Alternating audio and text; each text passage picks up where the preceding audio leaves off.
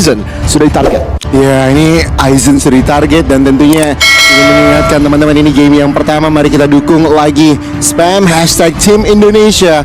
Indonesia kali ini untuk game yang pertama akan mengamankan sisi blue side. Dan kita lihat hero-hero yang terbuka. Terizla yang tadi kita bahas juga menjadi ban, dan 2 mage yang tadi kita juga sempat bahas. Apakah mage-mage akan di-ban? Ya, Novaria dan juga Maramis akan menjadi hero yang dieliminasi.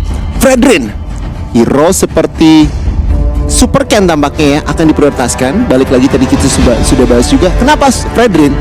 Natural objective take-nya ini benar-benar luar biasa. Ditambah elemen-elemen yang di dalam tubuhnya bisa taunt, bisa knock up, dan tentunya appraisal's retribution.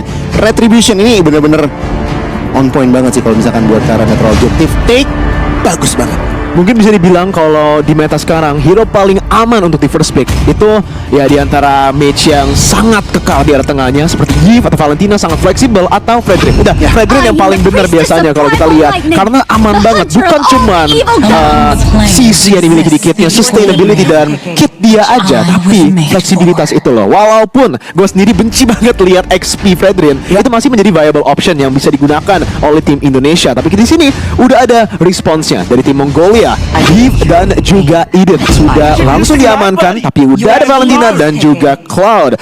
Salah satu comfort pick untuk Moreno untuk menjalankan trio mid-nya lagi. Udah ada Fredrin, kompartemen yang sangat bagus untuk trio mid compositionnya. Valentinanya tentunya akan membantu dia dan mengamankan gold lane weak side yang baik di arah Cloud. Ya, tentunya kita lihat performa dari Saken di Cloud kali ini, dan ini bener-bener fast pick ya, fast draft bisa dibilang. Responnya cukup natural, yang berarti dari kedua negara tersebut ini udah tahu nih kira-kira oke, musuh akan edit ban skenario-nya, edit pick dan juga give pick skenario-nya langsung dibalas dengan Valentina Cloud kali ini. Tapi tempo mulai menurun dari draft.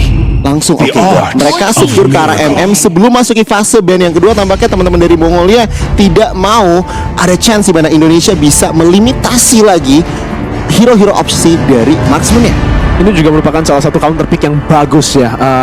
Brody di match up melawan Cloud menjadi winning lane yang sangat baik untuk Mongolia. Mereka mungkin akan coba untuk mendapatkan clear wave di tengah untuk cepat merotasi ke arah gold lane-nya yang memiliki kill pressure yang sangat baik. Jadi di sini mungkin hero-hero cover yang akan dilimitasi oleh tim Mongolia. Dari Finn-nya sendiri mungkin menjadi target dari banning phase kedua Mongolia. Ya, tentunya Romer belum diamankan dan langsung saja bukan ke arah Finn terlebih dahulu, tapi tampaknya mereka ingin memberi ruang gerak ke arah EXP lainnya. Aizen yang tadi udah dibahas akan mungkin memberikan, ya kita ban dulu aja, karena ingat sebenarnya secara teknis di sini editnya belum tentu rom, masih bisa banget edit EXP, ada posibilitas. Dan Indonesia malah merespon meskipun mereka belum mengamankan hero untuk Finn. Gak apa-apa, kita ilangin support-supportnya. Game plan dari Indonesia tampaknya tidak ingin mengamankan hero support.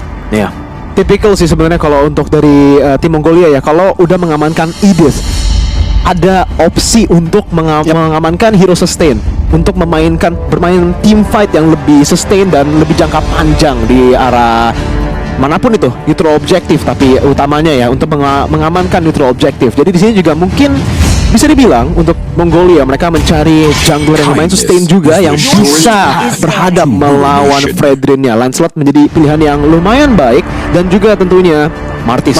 Yes. Nih Martis yang kita tahu juga salah satu hero yang bisa head to head untuk Fredrin. Oke banget karena early game killing pressure-nya kalau aku bilang itu di atas Fredrin, yang ada decimation, true damage itu. Kalau misalkan lane tidak berhati-hati, easy pick off ketika level 4. Dan kita lihat Sorizo menjadi target ban di fase ban yang kedua, dimana ngeban ke arah Glue dan juga Yuzong. Ini nanya ke arah Sorizo nih, kira-kira mau main apa? Apakah Fredrin ini terpaksa masuk EXP atau ada hero-hero lain? Karena sebenarnya udah Terizla, Yuzong dan juga Glue ini mungkin menyisakan Pakito juga masih Pakito juga di-ban ya. Jadi banyak banget, mungkin Uranus lagi dipaksa Uranus lagi kayaknya. Dipaksa, kalau misalnya Uranus yang nggak di-pick, ini mungkin ada kemungkinan besar Fredrinnya akan di-flex ke arah XP lane. Walaupun balik lagi ya, kalau untuk Fredrinnya sendiri lebih ke arah laner yang sangat pasif, tidak bisa terlalu banyak trade dan tidak bisa terlalu banyak rotasi. Jadi benar-benar harus clear wave, rotasi. Coba untuk begitu aja kalau sebagai Fredrin. Kita bakal lihat di sini untuk tim Mongolia di red side-nya akan mengamankan pick pertama untuk second phase. Marcus, yang tadi kita udah sempat bahas juga, salah satu hero yang independen, bisa farming dengan sangat cepat, bahkan mungkin lebih cepat daripada Fredrin, dan kontrol neutral objektifnya sangat kuat di fase ini. Bisa dibilang early game-nya bener-bener equal lah dari sisi Fredrin, yang equal. Fredrin dari bener-bener clear jungle-nya oke, netral objektifnya oke. Tapi Martis ini ada killing pressure yang ingat, killing pressure ini bisa banget dipakai untuk snowball oleh teman-teman dari Mongolia kalau tim Indonesia tidak berhati-hati.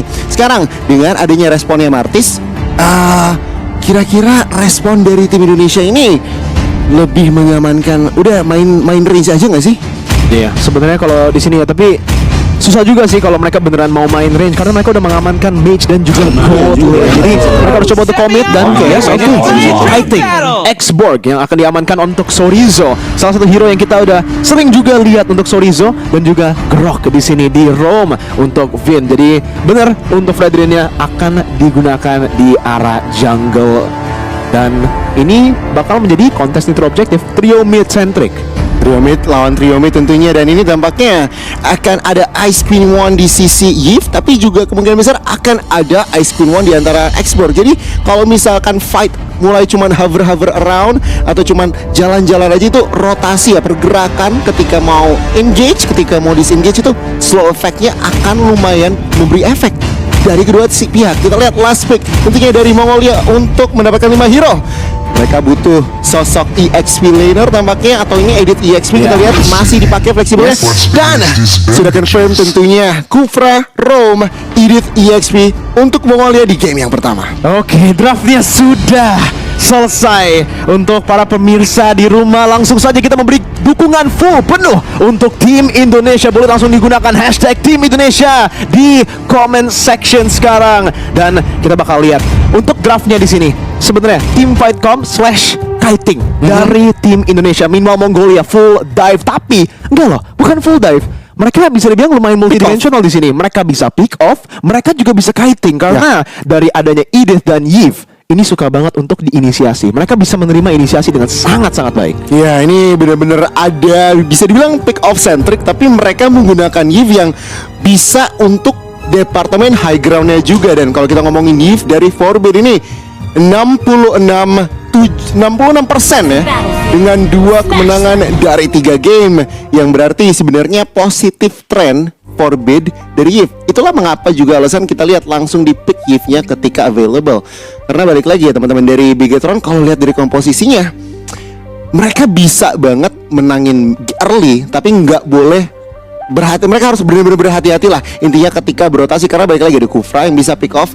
Kufra nggak harus nyari 3 orang, cukup 1 orang aja ditangkap dan langsung di all in. Kasarnya itu udah worth it banget, apalagi kalau kita ngomongin early game. Ya, mid control mungkin bisa dibilang menjadi winning condition terbesar untuk Bigetron dan tim Indonesia kali ini di match kita, karena dengan adanya Valentina dan juga Grok, mereka memiliki wave clear yang lumayan bagus sebenarnya melawan Kufra dan juga Yves. Masalahnya lebih ke arah trading sih.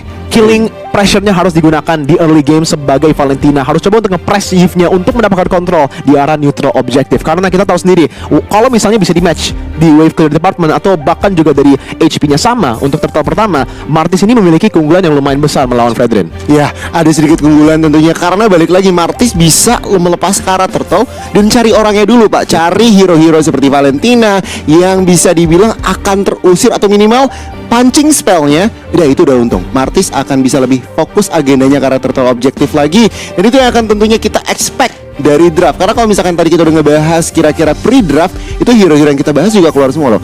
Tadi Zilla kena ban, tadi Yves juga akhirnya diambil. Ini bener-bener menarik melihat eksekusinya nih, karena teman-teman dari tim Indonesia, kalau aku bilang nih, game pertama menjadi game yang sangat mahal. Iya. Setelah mereka kalah 0-2 ini, mereka masih butuh baterai lebih. Momentum ya. Momentum mereka harus dari 0 lagi, dimana mereka kalau menang game pertama ini, aku sangat-sangat positif mereka akan memenangkan pertandingan ini. Yes, dan tentunya juga tim Indonesia yang lagi main di Romania sekarang juga memiliki dukungan dukungan dari kita semua ya, bahkan dari caster dan juga para penonton sekarang. Kita lagi menunggu untuk masuk ke dalam gamenya, jadi kita harus terus spam hashtag Tim Indonesia dan dukung Indonesia terus sampai kita bisa juara. Karena balik lagi kan, kalau misalnya udah menang di match ini, kalau menang match ini, dia bakal total 3 total match berarti. Ya, benar. Iya, bisa berarti kemungkinan 9 game. Ada kemungkinan Ada. kalau full 21. Yes. Jadi ini Wow. bener-bener di mana fatigue Bakal diuji ya. bakal bener-bener diuji. Dan tentunya kalau kita bahas lagi komposisi sini Mirko, ini team fight komposisi yang sudah diracik oleh teman-teman dari Indonesia lumayan oke sih. Memang Fredrin Natural Objective, tapi Area of Effect atau AOE dari Cloud sama Xbox ini kalau berkesinambungan, kalau sinerginya baik, itu bisa banget nggak cuma mengusir mundur, tapi akan mem-pick off beberapa hero seperti Yip dan juga Brody yang kemungkinan besar nih nanti apalagi masuk mid, masuk late, itu akan udah ngumpul. Area of Effect akan menjadi dampak yang sangat-sangat besar ketika team fight. Tapi itu dia, Goni. Kita udah lihat dari drafting phase-nya, dan kita juga udah bahas sebenarnya dari kedua winning condition-nya. Mari kita langsung menuju ke Land of Dawn untuk game kita yang pertama. Indonesia versus Mongolia. Supercan di arah purple buff-nya sama juga dari Six Aura. Jadi harusnya mereka nggak akan bertemu. Mereka akan di sisi opposite. Ya, ini akan menjadi Flicker Party untuk teman-teman dari Mongolia, di mana mereka akan mengamankan 4 Flicker tentunya. Dan teman-teman dari Indonesia, Saken tampaknya lebih nyaman ketika dia dengan Cloud Purifier cukup bandel, masih bisa kabur di antara turret. Dan ya, belum ada pergerakan cukup signifikan, hanya mengganggu-ganggu tipis-tipis saja. Ya, cuman coba untuk mendapatkan vision dan juga coba untuk memperlambatkan pacing dari farming seorang Martis yang kita tahu sendiri. Walaupun oke, farmingnya cepat, tapi bisa di poking, dan itu udah di cover dengan sangat baik dari tim Mongolia. Tapi Supercan-nya, lihat di sini pilihan Supercan untuk dari orange buff-nya langsung menuju ke arah jungle musuh, melakukan invasi, bukan ambil camp hijau sendiri dan langsung menuju ke arah gold buff-nya. Tapi lihat juga di arah lain, Six Aura sudah level 4. Hope Ethan mulai masuk, dan kali ini masih bisa kabur. Apakah menggunakan flicker? Tampaknya pressing dari seorang Ethan kali ini masih belum bisa signifikan, hanya mencicil ke sampai 50% darah saja. Dan lihat Finnya, bahkan 50% darah, gue nggak mau recall. Yes, dia nggak bisa terlalu mungkin membuat decision begitu juga sih, karena balik lagi turtle yang pertama akan menjadi winning condition yang sangat besar untuk tim Indonesia, dan mereka harus coba untuk match pressure yang dimiliki oleh tim Mongolia. Indonesia memiliki keunggulan di arah XP lane-nya. Forbit sudah rotasi ke arah atas. Oke, kita lihat Sorizo sudah memiliki Lesson Sanity, dan tentunya Supercan sudah mulai mengisi area turtle. Mortal Coil Lesson Sanity dipecahkan, dan Supercan berhasil mendapatkan first turtle. First blood pun berjatuhan. Moreno mendapatkan 1 buah point kill dan 2-0.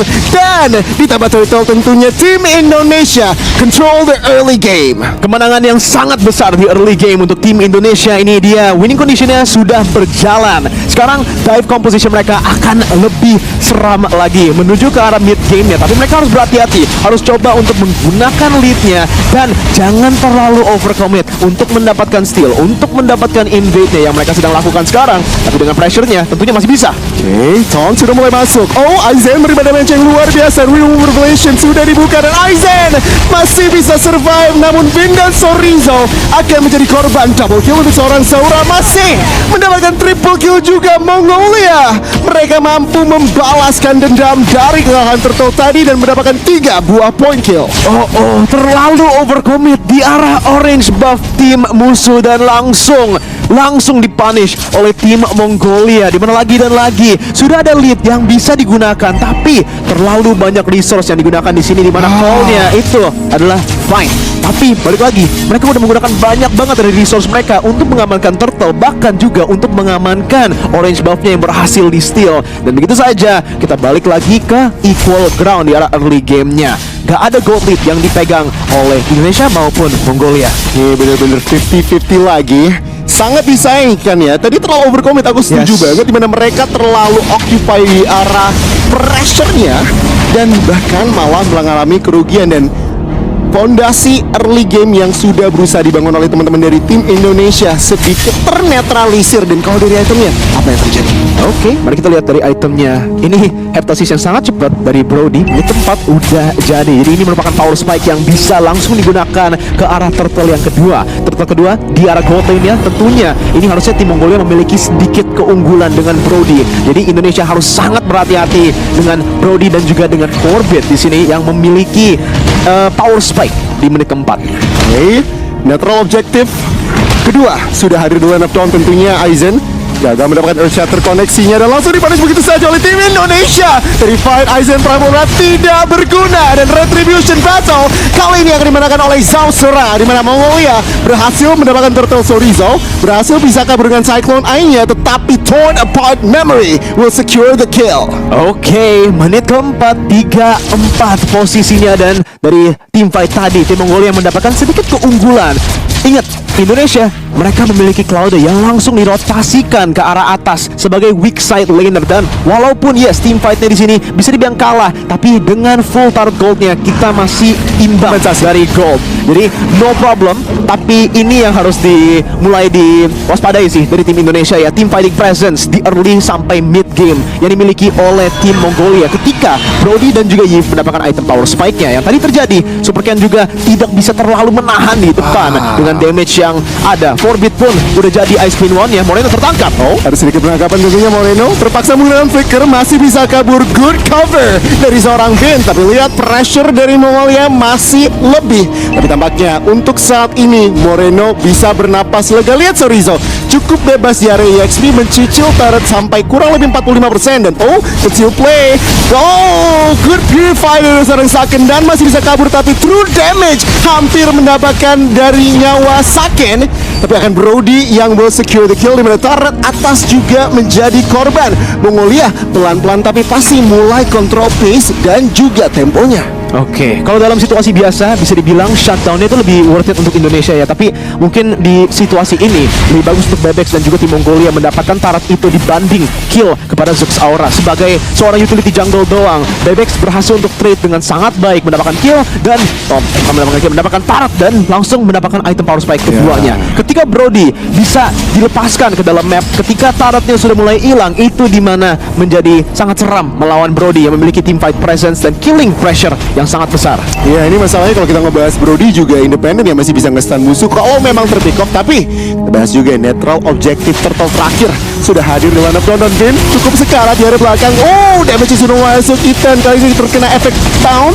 Musim 2 dikeluarkan Real World Revelation kali ini, dan Super Kane akan mengamankan Retribution. Game menjadi korban kali ini. Fredrin tidak bisa kemana-mana, tampaknya Saken pun tumbang dan Mongolia berhasil mendapatkan 4 member dari tim Indonesia. Ini berita yang sangat-sangat buruk, dan bahkan midnya tim Mongolia akan memberikan pressing lebih. Oh my god, tim Mongolia mereka berhasil untuk mendapatkan pertukaran yang lebih dari baik. Ini udah bagus banget dari tim Mongolia, tapi balik lagi dari tim Indonesia, ini pertukaran yang sangat-sangat buruk. Satu turtle di trade untuk 4 kill, bahkan itu killnya semua cuma Sorizo yang berhasil untuk survive di dalam team fight itu, dan gold lead untuk tim Mongolia langsung naik ke arah 2000 gold lead. Ini dimana ada masalah yang lumayan besar sekarang untuk tim Indonesia, dimana mereka memiliki komposisi team fight yang lebih ke arah dive.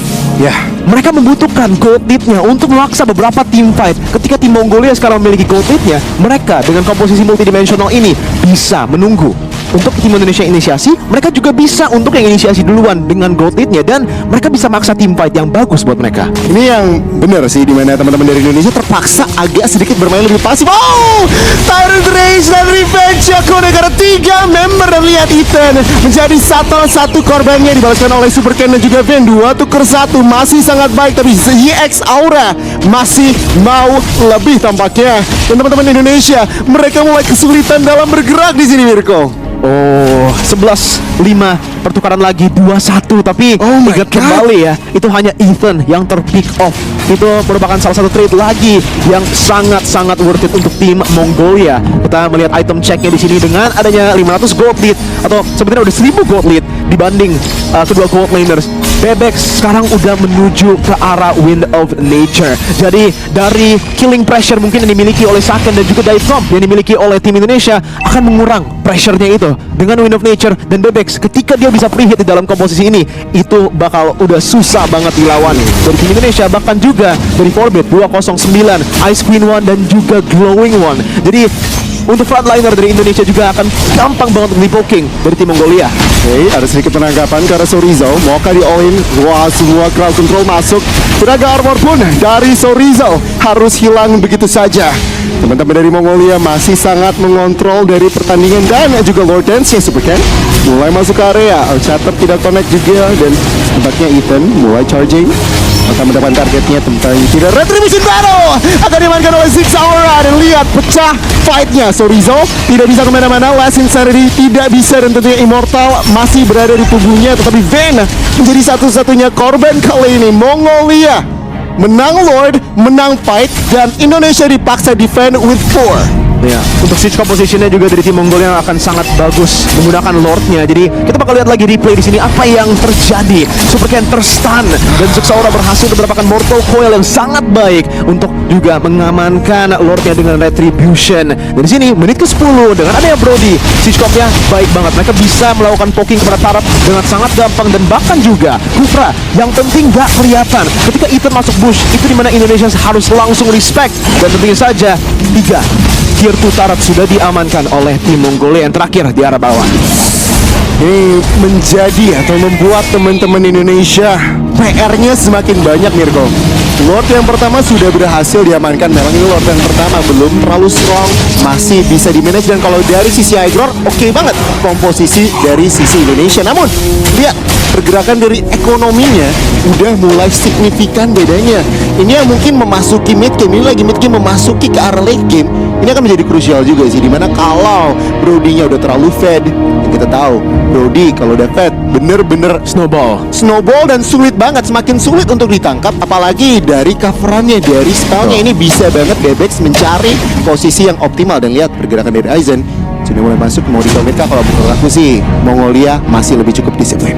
Iya, kalau mereka mau melakukan kiting juga ya dari tim Indonesia menggunakan Cloud, Valentina dan juga X-Borg-nya, ini akan udah mulai susah karena dari tim Mongolia mereka memiliki hero lockdown yang sangat baik dengan adanya Aizen di sini menggunakan Onward dan juga Earth Shatternya, bahkan Real World Manipulation yang bisa langsung immobilize beberapa member di sana yang kena edge-nya. Dan tentunya karena ada Ice Queen One ini, Indonesia sangat susah untuk melakukan kiting ke belakang. Biasa dari cara kiting itu harus memiliki mobilitas yang lebih unggul dan juga range ya. Jadi di sini udah ada jawabannya dari tim Mongolia, dari cara lockdown, dari cara slow juga. Dan kalau kita lihat dari mapnya, bahkan juga udah terjadi freeze. Mereka coba untuk limit gold yang bisa diamankan oleh tim Indonesia di arah bawahnya, di mana Cloud kayaknya untuk Indonesia sekarang plan B-nya itu cuman untuk menunggu Moreno dan juga Saken mendapatkan itemnya. Tapi kalau pace-nya begini, kalau ditahan terus minin wave-nya begini, mereka akan sangat telat mendapatkan itemnya. Yes, kelaparan Bisa dibilang ini benar-benar dari Sakennya dan juga Morenonya tentunya yang bisa dibilang menjadi sumber damage dealer dari tim Indonesia.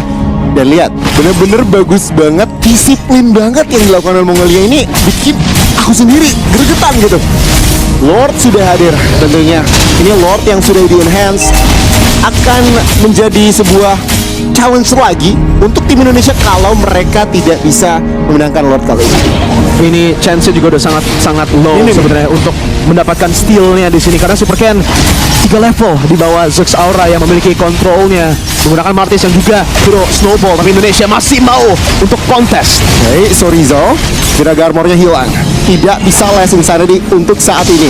18.000 HP nyawa dari seorang Lord. Ziggs Aura mulai masuk dalam protokol. Ethan ke arah yang Moreno berhasil mendapatkan 1 buah point kill. Tampaknya Aizen secure Moreno. Kita lihat ke arah belakang, Saken pun menjadi pick off selanjutnya. Dan Indonesia kali ini tidak bisa berbuat apa-apa karena Ethan mendapat 1 buah point kill lagi. Dan Super Ken tidak bisa kemana-mana. 3 mayat dari Indonesia harus terkapar di line of down. Dan lihat teman-teman dari Mongolia, mereka try to end the game. Desert menjadi targetnya.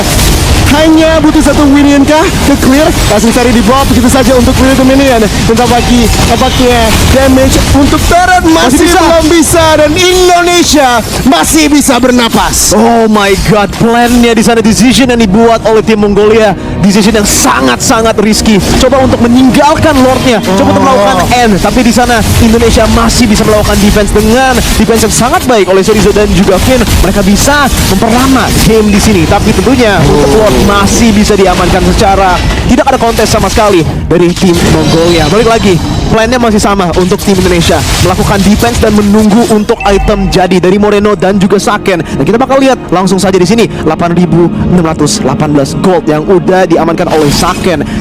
Tapi di sini kelihatannya Wind of Nature masih belum jadi ya. Dan habis Wind of Nature ini, mungkin dari Saken harus terpaksa untuk beli Immortality, item defensif satu lagi. Nggak bisa ke arah Malphite Roar yang dibutuhkan padahal untuk melawan tanky members. Tapi kita bakal lihat aja di sini dengan adanya siege lagi yang coba dilakukan oleh tim Mongolia. Ingat, mereka bisa coba untuk inisiasi, tapi mereka juga bagus banget untuk poking doang. Lihat Forbid di sana dengan Ice Queen Monnya langsung coba untuk poking Super Cat. Oke, Super Cat masih ada Immortality. Tapi tampaknya masih dipaksa mundur begitu saja. Lord akan berhasil di take down. Ethan mulai masuk manja, tapi belum ada komitmen. Base turret di bagian bawah akan hancur. 3 base turret akan dihilangkan begitu saja. Teman-teman Indonesia mulai melakukan fokus clearing minion. Mongolia mampukah Immortality dari Super Cat harus hilang. Damage-nya mulai masuk, tapi base-nya tampaknya terlalu terexpose. Moreno menjadi korban pertama, tapi Mongolia mulai fokus ke base, dan tampaknya game yang pertama will go to the hands ke arah Mongolia. Disiplin gaming dari tim Mongolia early sampai mid game langsung dipegang. Dengan adanya kekalahan di Turtle masih no problem ternyata untuk tim Mongolia, karena mereka bisa punish setiap kesalahan, setiap step yang salah yang diambil oleh tim Indonesia. Overcommitmentnya semua dipunish, dan tim Mongolia mereka berhasil untuk mendapatkan game yang pertama. Untuk tim Indonesia tentunya masih bisa reset kembali untuk game yang kedua, melihat lagi kesalahan mereka di game yang pertama di mana banyak banget overcommit yang terjadi, dan mungkin mereka langsung lose control dari Turtle yang kedua. Itu yang aku gregetan banget. Tapi tentunya teman-teman yang lagi nonton tetap stay positif. Yes. Tetap dukung Indonesia hashtagnya. Tim Indonesia malah harus di spam di saat momen-momen genting seperti ini. Masih bisa hidup tentunya dari tim Indonesia, karena ini best of 3 series. Dan aku yakin ini akan menjadi sebuah, dengan dukungan kalian ya, maksudnya ini akan menjadi sebuah baterai lebih kalau misalkan kalian spread the positive awareness. Tentunya teman-teman, barusan saja jika kalian telat masuknya, ini barusan saja Indonesia kalah dari Mongolia, tetapi nyawa Indonesia masih belum berakhir. Belum berakhir, tapi ini udah menjadi posisi berarti yang sangat menyeramkan ya. Udah 1-0 di bawah, udah match point untuk tim Mongolia. Satu kekalahan game lagi dan Indonesia akan tereliminasi dari IESF 2023 sebagai champions bertahan. Dan tentunya harus memiliki mental dan juga dukungan yang sangat banyak. Ini adalah momen untuk mendukung dan memberi semangat untuk para player. Tapi untuk game kita yang pertama, Forbid, yang tadi kita bahas sebelum gamenya, pre-game, Forbid dan Aizen merupakan dua flashy player menurut gua. Dan Forbid ini tentunya dengan mendapatkan hero prio dia, hero comfort dia, benar-benar impactnya di dalam game dengan 94% KP. Bahkan di sini deathless, tidak ada death sama sekali. Positioning dia selalu on point, dan walaupun timnya kalah di arah